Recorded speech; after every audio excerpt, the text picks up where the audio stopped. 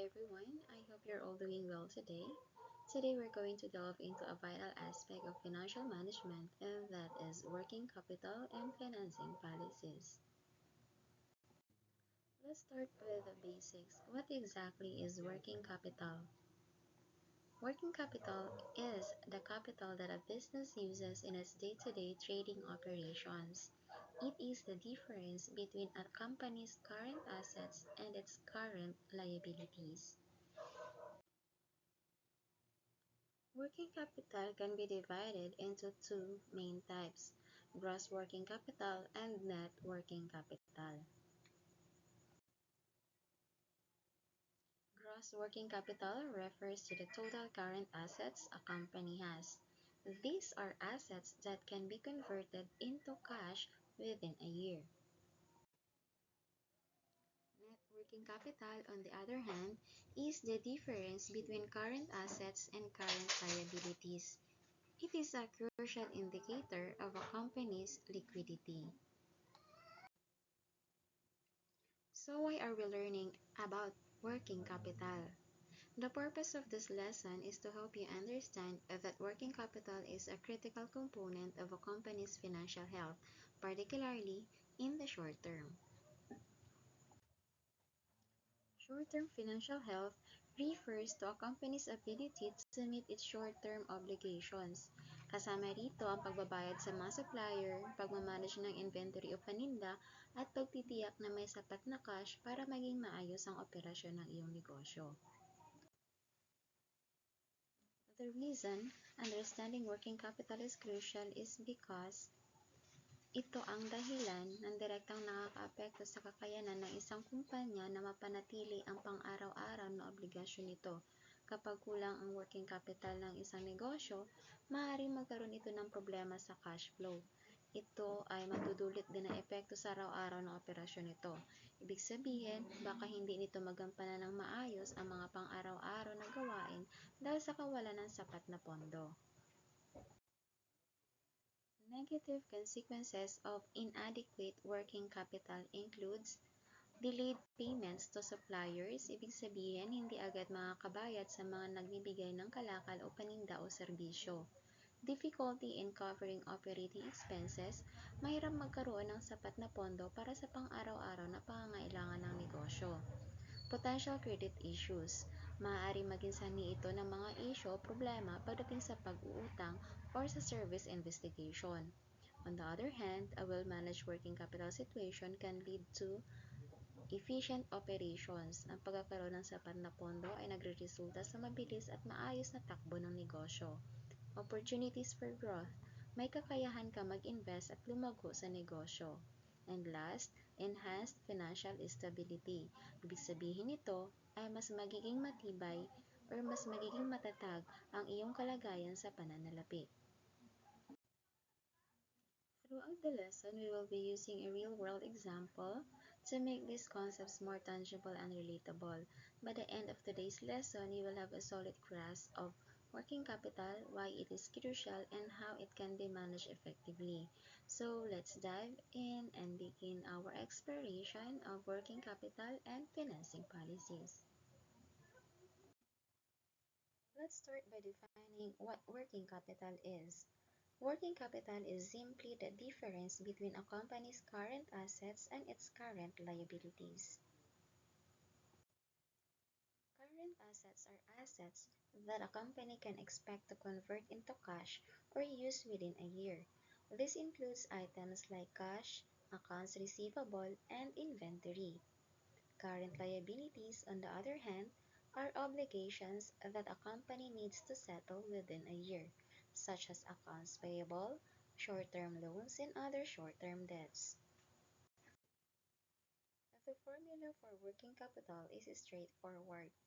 Working capital is equal to current assets minus current liabilities. Now let us talk about gross working capital. Gross working capital is the total of the company's current assets. It represents the entirety of what a company holds in terms of assets that can be turned into cash within a year. Imagine a retail company that has 500,000 pesos in cash, 1 million in accounts receivable, and 700,000 pesos in inventory. To calculate gross working capital, you'd add this up.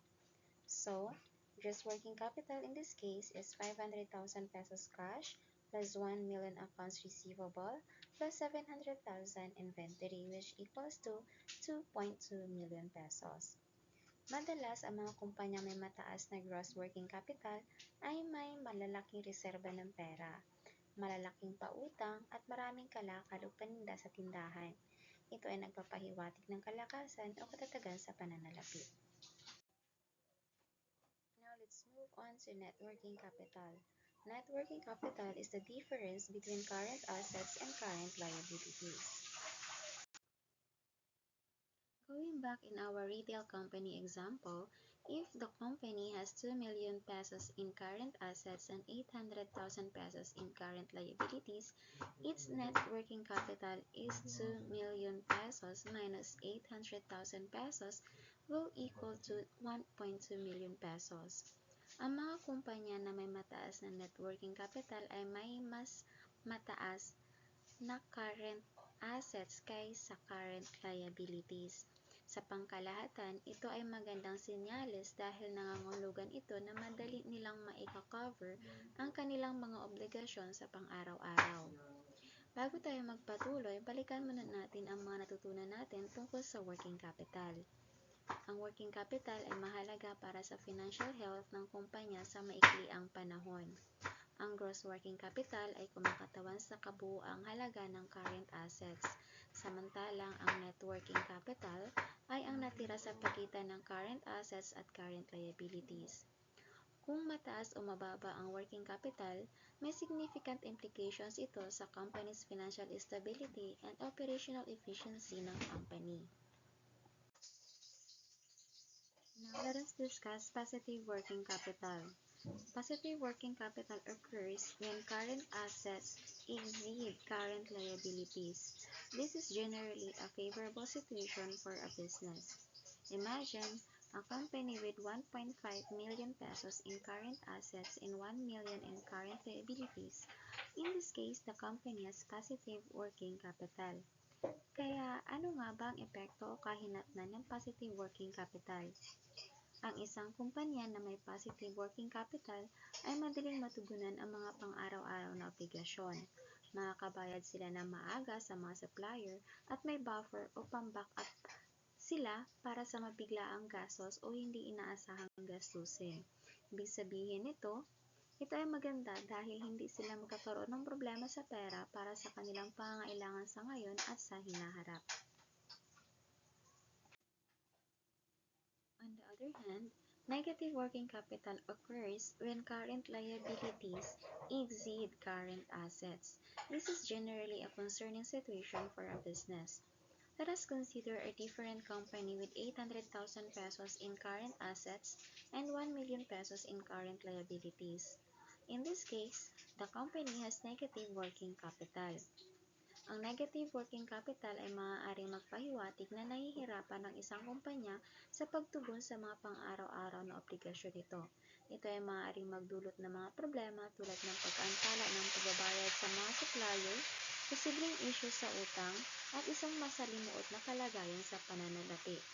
Sa madaling salita, ito ay nagpapakita na may mga suliranin ang kumpanya sa aspeto ng pera at pagmamanage ng kita nito. Let us consider two scenarios. Scenario A, a company has positive working capital of 500,000 pesos. Scenario B, a different company has negative working capital of 200,000 pesos. In scenario A, the company with positive working capital, natutugunan nila ang mga pang-araw-araw na obligasyon. Makakapag-invest din sila sa mga oportunidad para sa paglago. Mayroon din silang magandang reputasyon sa mga supplier at nagpapautang. In scenario B, the company with negative working capital, nahihirapan sa pagtupad ng mga pang-araw-araw na obligasyon. Maaaring magkaproblema sa pagkuha ng utang o sa pag-aakit ng mga investors. Kinakailangan din nilang ng immediate action para mag-improve ang kanilang financial health. In summary, positive working capital signifies a strong short-term financial position, while negative working capital raises concerns about a company's ability to meet its short-term obligations. Now let's talk about permanent working capital. Permanent working capital is the minimum level of working capital that a company needs to operate effectively even during its slowest period. Ito ang perang kailangan ng kumpanya para sa mga pang-araw-araw na gawain nito, tulad ng pagbabayad sa mga supplier, pambili ng kanilang paninda at iba pang pangunahing gastusin kahit pa sa mga panahong hindi gaanong maraming kita ang kanilang natatanggap. Sa madaling salita, ito ay isang paraan upang masiguro na hindi mawawala ng pondo ang kumpanya kahit pa sa pabagal na yugto ng kanilang operasyon. In contrast, temporary working capital is the working capital required to meet short-term fluctuations in demand and seasonal variations in business.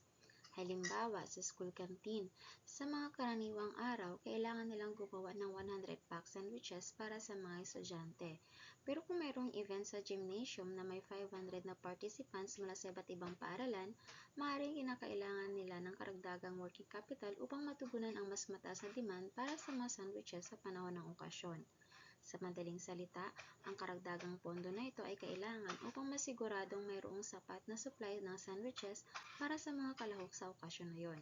Ito ang halimbawa ng temporary working capital na ginagamit sa mga pansamantalang pangangailangan ng negosyo o operasyon, na tulad sa school canteen na may biglang pagtaas ng demand sa special na okasyon.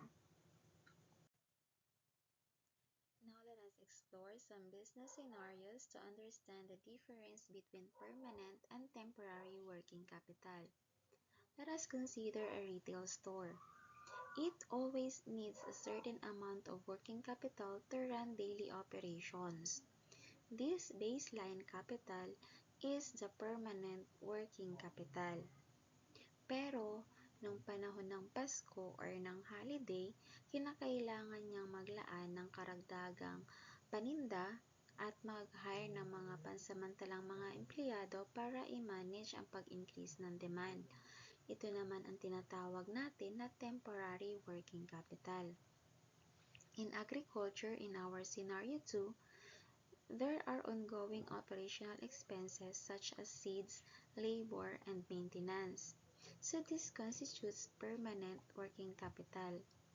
Sa panahon naman ng pagtatanim o pag-aani, ang pangangailangan sa pundo ay tataas ng malaki para sa pagbili ng binhi o pagbabayad sa mga manggagawa na pansamantalang uupahan. Ito ang tinatawag natin na temporary working capital.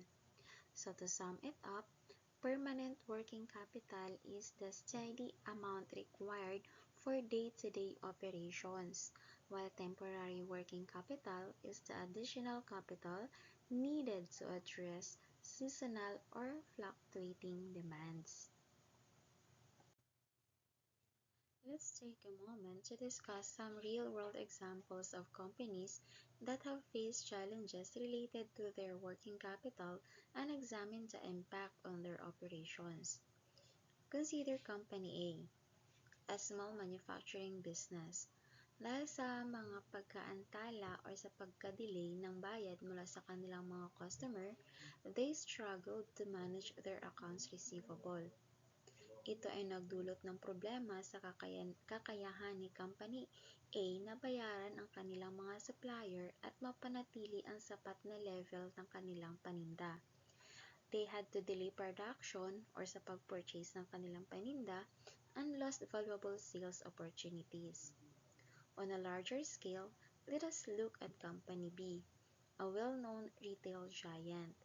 They maintained a high levels of inventory to meet customer demands during the holiday season. Gayunpaman, ang sobrang dami ng kanilang paninda sa inventaryo ay nagtutok ng malaking bahagi ng kanilang working capital, nagdulot ng pagbaba ng kanilang cash flow at nagdulot ng financial stress. Ang mga halimbawang ito ay nagpapakita na kahit ang mga kilalang kumpanya ay maaaring harapin ang mga pagsubok kaugnay ng working capital. Mahalaga para sa mga negosyo na magtamo ng balanse sa pagitan ng pagkakaroon ng sapat na working capital para sa kanilang mga obligasyon at hindi naka-tie up ang kanilang mga pondo ng hindi kinakailangan. Now, let us explore various working capital financing policies. These policies provide strategies for managing the balance between current assets and current liabilities. The first policy is the Maturity Matching Working Capital Financing Policy. Second, the Aggressive Working Capital Financing Policy. And the third policy is the Conservative Working Capital Financing Policy. The first policy we'll discuss is the Maturity Matching Working Capital Financing Policy. In this policy, a company matches the maturity of its assets and liabilities. Short-term assets are financed with short-term debt, and long-term assets are financed with long-term debt. Ibig sabihin, kung may long-term asset, halimbawa, isang building na gagamitin sa loob ng maraming taon, ito ay ipifinance or i-raise ang funds gamit ang mga pangmatagalan na utang, or short or long-term debt. At kung mayroong mga short-term assets tulad ng mga receivable mula sa customers, ito ay maaaring i-finance gamit ang short-term loans. So in this way, the company adheres to the principle of aligning the duration of resources with their purpose. By doing so, they can sustain their financial health over both short-term and long-term periods. The advantages of this policy include reduced risk of liquidity issues. Ibig sabihin nito, mas mababa ang panganib o risk na magkaproblema sa pagkakaroon ng sapat na pera para sa pang-araw-araw na operasyon. Mas mababa din ang tsansang magkaubusan sila ng pondo para sa mga pangangailangan sa araw-araw. Minimized refinancing risk. Ito ay nagdudulot ng proteksyon mula sa risk na magkaroon ng pangangailangang mag-refinance na maaaring magdulot ng malaking abala o gastos. Halimbawa, kung ang isang kumpanya ay may mga utang na sumusunod sa kanilang pangangailangan, mas may iwasan nila ang magkaroon ng problema sa pag-renew o sa pagrepaso ng mga utang. Clear alignment between assets and liabilities. Ito ay nagpapakita na mga ari-arian tulad ng pera o paninda ay natutugma sa mga utang ng kumpanya base sa kanilang mga pangangailangan. However, there are drawbacks as well.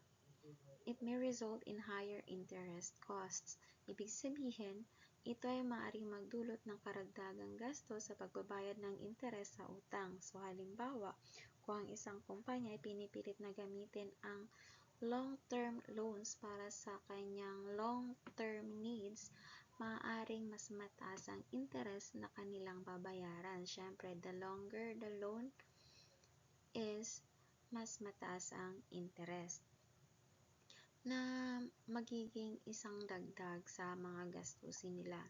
Limited flexibility to take advantage of short-term investment opportunities. Ito ay nagpapahiwatig na ang kumpanya ay may limitasyon sa pagkuha ng mga opportunity para mas kumita pa sa pang-maikli ang panahon. So halimbawa, kung ang kanilang pondo ay naka-allocate na pang long-term, hindi sila magkakaroon ng sapat na pondo para kumita mula sa short-term investment na maaaring magdulot ng mas mataas na kita. And last is the potential mismatches in asset and liability timing. Moving on to the aggressive working capital financing policy. In this policy, a company finances its short-term assets with short-term debt or equity. This provides financial flexibility but carries certain risk. Sa madaling salita, sa policy na to, iniaakma ng kumpanya ang kanilang mga short-term assets gamit ang short-term debts. This allows for flexibility and cash flow. Ngunit may mga kasamang mga risk pa rin na kinakailangang i-monitor. advantages of this policy include lower interest expenses, enhanced financial stability, potential for leveraging long-term resources for short-term needs.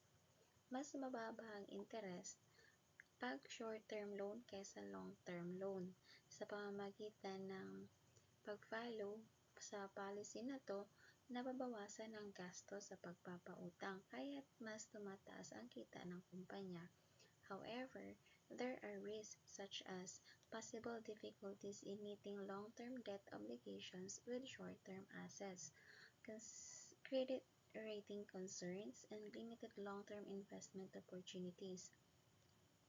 Dahil ito ay pang-maikling panahon, ang utang ay dapat bayaran agad at baka hindi pa sapat ang pera ng kumpanya pagdating ng takbang panahon ng pagbabayad ng utang. Halimbawa, ang utang na ito ay dapat bayaran sa loob ng 6 na buwan. Pero sa pagdating ng 6 na buwan, wala pa rin silang sapat na pera upang bayaran ito. This refers to liquidity risk. Our third policy is the conservative working capital financing policy. Based on the conservative working capital financing policy, even some of the temporary working capital requirements are financed by long-term sources of financing. The benefits of conservative working capital financing policy includes lower financial risk, a strong credit rating, flexibility to pursue long-term investments when appropriate, and for cons of conservative, nevertheless, there are some downsides such as higher interest costs, potential missed short-term investment opportunities, and less efficient use of financial resources. In summary, each of these working capital financing policies has its advantages and disadvantages. Companies must carefully consider their unique financial situation and business goals to choose the most appropriate policy. What are your thoughts on these policies?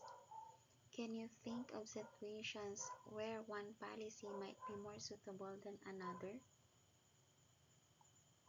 Understanding these policies and their implications is crucial for effective working capital management. It is not a one-size-fits-all approach. Companies need to align their financing policy with their specific needs and circumstances. In our everyday life, pwede natin gamitin ang konsepto ng working capital at financing policies para mas mapabuti ang ating financial health. Para ito sa mga gastusin, utang, at kita natin or let's say your allowance. Working capital ay parang iyong wallet or yung bulsa. So, ang working capital ay tulad ng pera para sa iyong bulsa na ginagamit mo araw-araw. Ito ang perang ginagamit mo para sa grocery, pamasahe, at sa iba pang araw-araw na gastos. Kung kulang ang pera sa bulsa mo, mahirap ang buhay. Positive working capital. Kapag marami kang pera sa bulsa, madali mong makover ang mga gastusin mo. Wala kang problema sa pagbayad ng bills at hindi ka nag-aaksaya ng oras sa paghahanap ng utang. Sa personal na buhay, ito ay magandang senyales ng financial stability. Negative working capital. Kabaligtaran. Kung ang pera sa bulsa mo ay kulang, baka magkakaproblema ka sa pagbabayad ng mga utang mo. Kailangan mong mangutang pa. At masakit sa ulo ang pag-aalala tungkol sa pera. Financing policies. Parang budgeting. So, ang pagpili ng working capital financing policy ay parang pagpaplano ng budget. Kung ang buhay ay seasonal gaya ng paghahanda para sa Pasko o bakasyon, kailangan mo ng dagdag na pera para sa panahong iyon. Ito ay katulad ng temporary working capital. Tulad ng pagpili ng budget, dapat tayo ay magpapasya kung paano tayo magbabudget para hindi tayo magkakaproblema. Kung gusto nating mag-ipon o mag-invest para sa pangmatagalan, kailangan natin ng tamang patakaran para mapanatili ang financial stability natin. Sa madaling salita, ang mga konsepto na ito sa working capital ay hindi lamang para sa mga negosyo. Ito ay maaaring magamit sa ating pang-araw-araw na buhay para mas mapabuti ang ating financial decisions at magkaroon ng magandang financial future. And that concludes our lesson on working capital and its financing policies. We hope you've grasped the key concepts covered in this lesson. In conclusion, remember that working capital is crucial for companies' short-term financial health, helping them succeed in their day-to-day operations. If you have any more questions or need further clarification, don't hesitate to ask. Thank you for tuning in and expect more lessons to aid your educational needs in the future. Have a great day, everyone!